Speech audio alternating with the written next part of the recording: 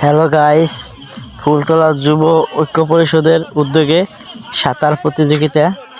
এখানে 8টা দলের খেলা হবে।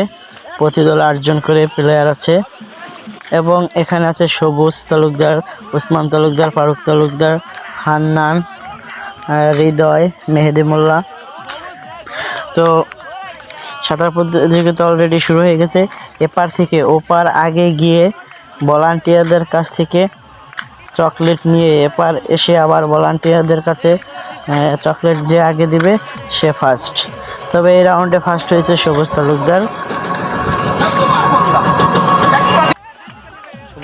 ফার্স্ট হয়েছিল এবং এই ভিডিওটি করার উদ্দেশ্য প্রবাসী ভাইদের জন্য, কারণ আমরা তো এখানে সশস্ত্র দেখতে পেয়েছি, প্রবাসী ভাইরা হয়তো দেখতে পারেনি। হয়তো আমার এই ভিডিওর মাধ্যমে তারা কিছুটা যদি বিনোদন পেয়ে থাকে, তো প্রবাসী ভাইদের প্রতি আমার সালাম রইল এবং আপনারা ভিডিওটি শেয়ার করে দেবেন।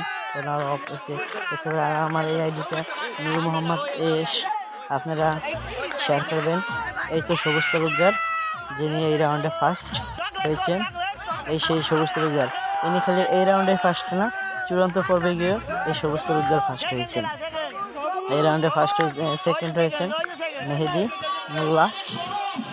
তো উত্তেজিত একটি সাঁতার প্রতিযোগিতা, অসংখ্য দর্শক এসেছে।